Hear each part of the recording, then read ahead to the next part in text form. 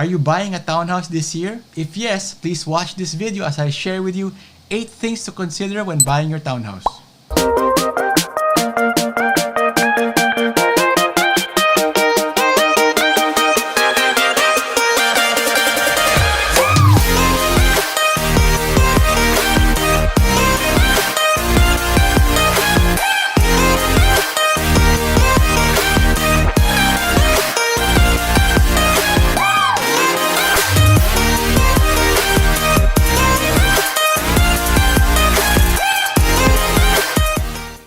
Hi friends, welcome to my YouTube channel, and I just want to share with you a recent article we wrote with Chinoy TV, and it's about the 8 things to consider when buying a townhouse.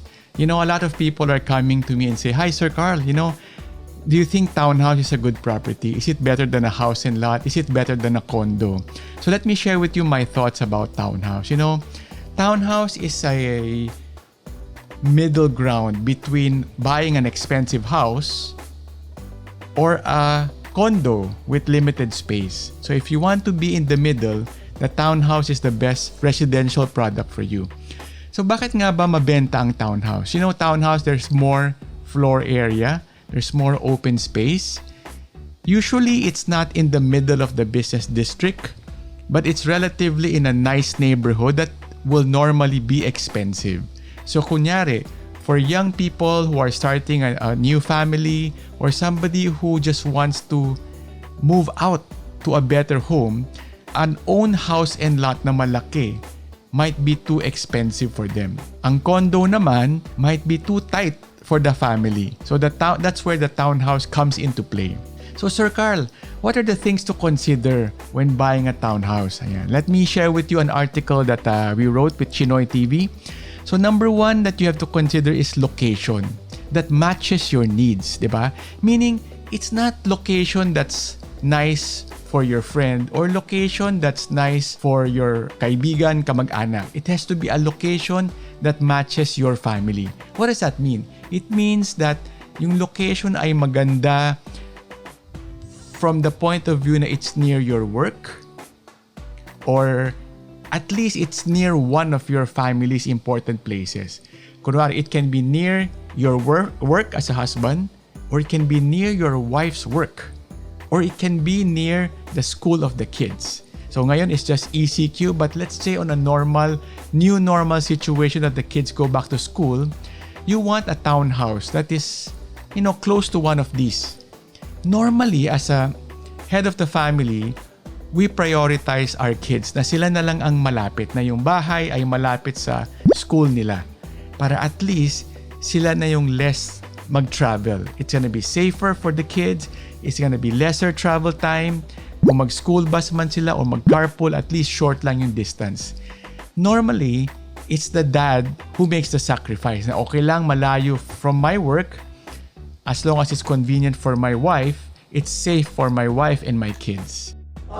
So location that matches your needs. So what are the other things that you consider? At least the location is ideal for your, aside from school, work, to relatives.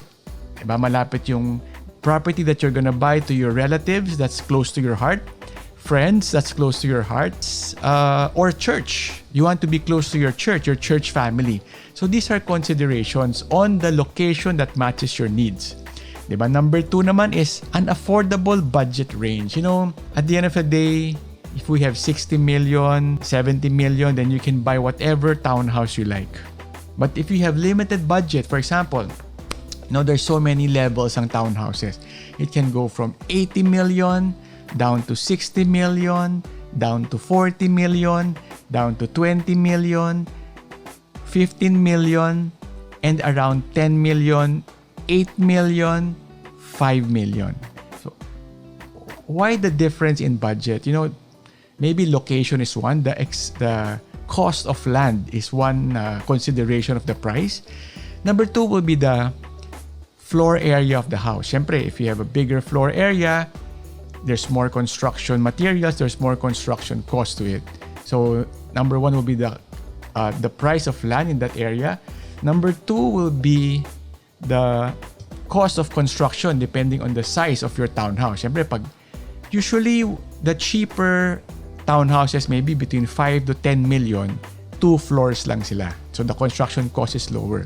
Then their land size is smaller. Then when you go to the expensive ones, the land size becomes bigger, and then it becomes 3 floors, 4 floors, and some with basement parking pa. And then there's a certain level naman of the materials, diba? High quality, high price premium materials for the toilets, for the windows, for the roof, for the ceiling, for the walls, for the lighting. May iba pang townhouse na may entertainment, movie room, study room, work from home. Some townhouse naman may pool. So these are all cost that adds up to your budget. Diba? So to summarize about budget, be realistic with what you can afford. A rule of thumb is you can loan from the bank 50%. I think that's a safe number. For example, if you feel that, I have an 8 million peso money right now, 8 million, you can consider up to 16 million na townhouse. And then you can work backwards. Okay, 8 million yung money ko, 8 million yung loan from the bank, that will be around 90,000 a month pag 10 years or 70 plus thousand pag 15 years. Okay, then you ask yourself, can you afford 90,000 a month? That's for 10 years to pay. 8 million loan. Or if it's too much, you can say 15 years to pay. That's mga 70 plus thousand a month, I think.